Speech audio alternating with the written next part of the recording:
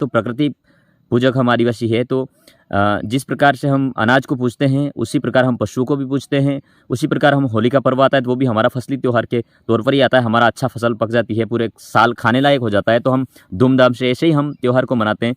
कई सारे लोग हमने देखे आज जोतना, बैलों से खेत जोते जाते हैं, तो बैलों का और गायों का बहुत बड़ा योगदान रहा होता है। तो हम फिर पशुओं को भी और फसल जो प्राप्त हुई है खलिहान में उसको भी पूजते हैं। तो हमारे आदिवासी बाहुल्य क्षेत्र में, पूरे भारत क्षेत्र में आदिवासियों का ये फसली उत्सव है।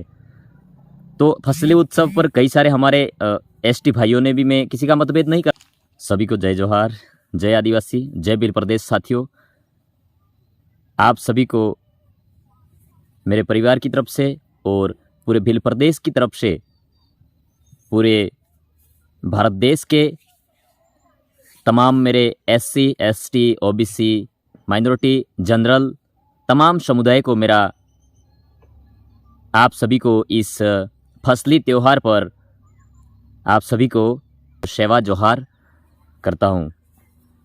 साथियों, यह जो फसली त्यौहार है वह त्यौहार है वो जो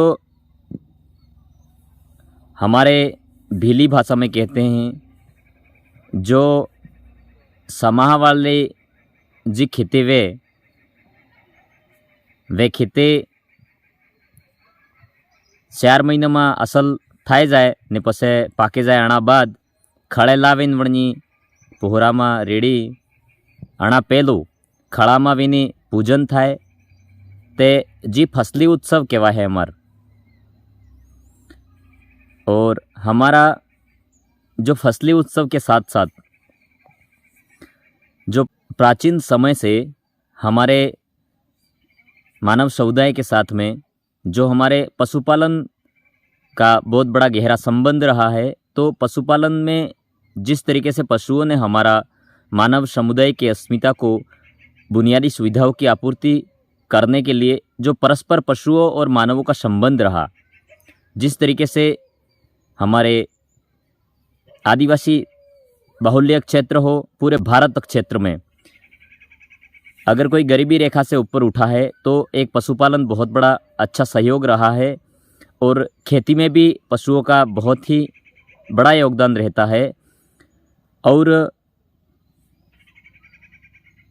उनसे जो हमें प्राप्त होता है, दूध है, दही है, छाछ है, घी है, उसके बाद में जो खाद होता है वो भी हम खेत में डालते हैं तो खेत में अच्छी उर्वरकता आती है, अच्छा उत्पादन होता है।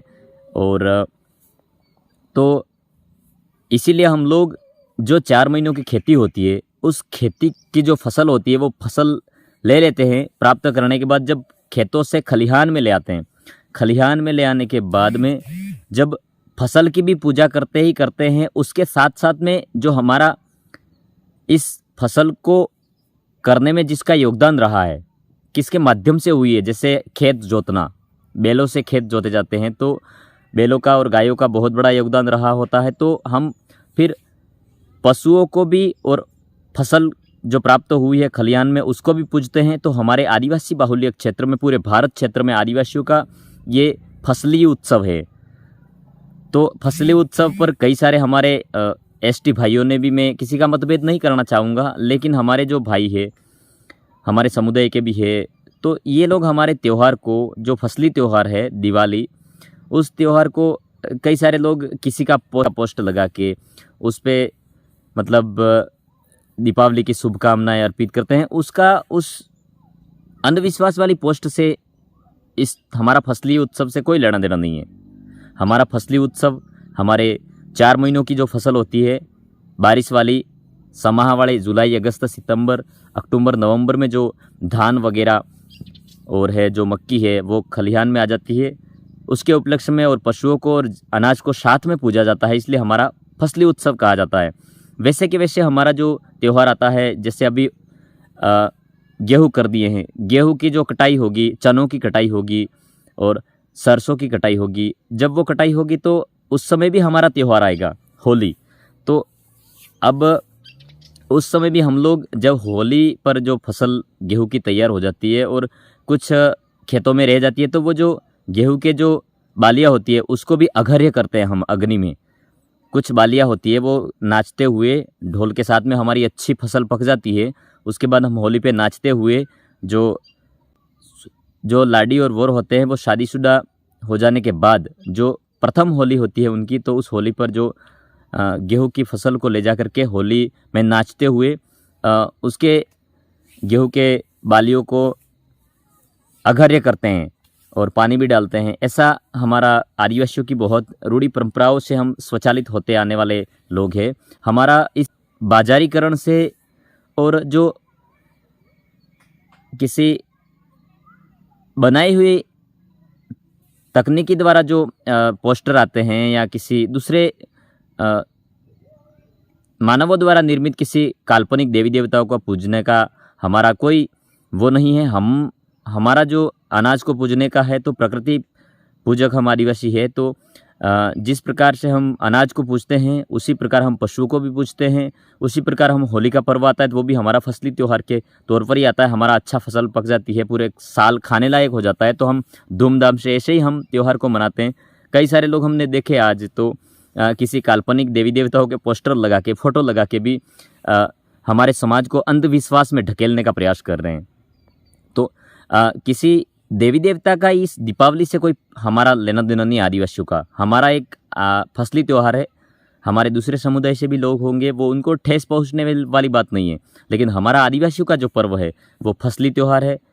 और फसली त्यौहार पे हम पशुओं और अनाज की पूजा करते हैं, वही हमारी गायों की पूजा की जाती है। तो इस प्रकार से हमारा जो त्यौहार होता है वो मनाते हैं बड़े धूमधाम से। ये राजस्थान में ही नहीं, पूरे भिल प्रदेश में, हमारे मध्य प्रदेश, गुजरात, राजस्थान, महाराष्ट्र, जहाँ जहाँ हमारे आदिवासी बाहुल्य क्षेत्र रहता है वहाँ फसली उत्सव इसी प्रकार मनाते हैं।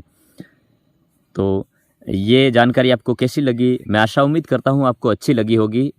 तो अच्छी लगी हो तो दोस्तों में शेयर करें, चैनल को सब्सक्राइब करें, ज़्यादा से ज़्यादा लाइक, कमेंट, शेयर करें, ताकि जो हमारे फसली उत्सव, जो हमारे दीपावली का पर्व त्यौहार होता है उसको लोग जाने, समझे।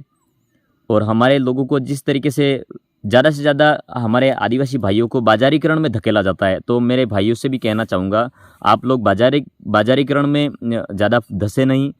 आप हमेशा हमारे जो त्यौहार होते हैं वो अपने परंपरागत, हम अपने पुरखे जिस तरीके से, बाप दादा जिस तरीके से मनाते थे उस तरीके से मनाने का प्रयास करेंगे तो अपना आर्थिक लॉस नहीं होगा। तो इस तरीके से आप बचें और अनावश्यक खर्चा नहीं करें और नशे से दूर रहें और स्वास्थ्य का अच्छा ध्यान रखें। जिस प्रकार से आदिवासियों की संस्कृति परंपरा बची रहेगी, तो अगर जो सुप्रीम कोर्ट के फैसले हैं वो भी कह चुके हैं कि अगर आदिवासी अगर इस भारत देश में अपनी पहचान, अस्मिता, बोली, भाषा, संस्कृति, रीति रिवाज, जो रूढ़ी परंपराएं हैं वो अगर बचाते हैं तो वो आदिवासी कहलाने लायक है।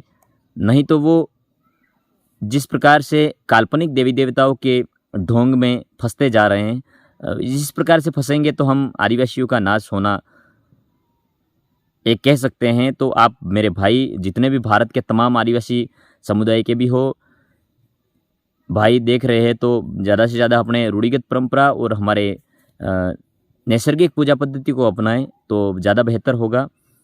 और रही बात दूसरे समुदाय के, लोग ऐसा सोचते होंगे कि लोकेश भाई ने ऐसा बोल दिया कि काल्पनिक देवी देवताओं को नहीं माने, लेकिन मैं आप सभी से ये कहना चाहता हूँ, जिस प्रकार पूरे भारत देश में अगर आदिवासी लोग नहीं बचे तो पूरे भारत देश में जो पर्यावरण सिस्टम है वो भी डगमगा जाएगा। क्योंकि जहाँ जहाँ वन क्षेत्र है, जहाँ जहाँ आदिवासी रहते हैं, वो वनों की रक्षा स्वयं आदिवासी करते हैं, तो सभी को फ़ायदा हो रहा है उससे। तो आदिवासी बचेगा तो पूरी प्रकृति, विश्व संरक्षित अच्छा रहेगा, ऐसा मेरा मानना है। तो मेरे आदिवासी भाइयों, सजग हो जाओ, काल्पनिक देवी देवताओं के ढोंग में नहीं फंसो तो अच्छा होगा आप सभी को। और ये पूजा है जो फसली उत्सव की पूजा है, और इसी तरीके से हमारी आने वाली पीढ़ी को आप इस तरीके से जानकारी ट्रांसफ़र करते जाएंगे तो हमारा जो आने वाला समाज समुदाय है, पूरा मानव समुदाय, वो किसी काल्पनिक देवी देवताओं के ढोंग में नहीं फंसेगा और बाजारीकरण में ज़्यादा नहीं फंसेगा। इस तरीके से हमारा फसली उत्सव मनाते हैं। जय जोहार, जय आदिवासी, जय बिल प्रदेश।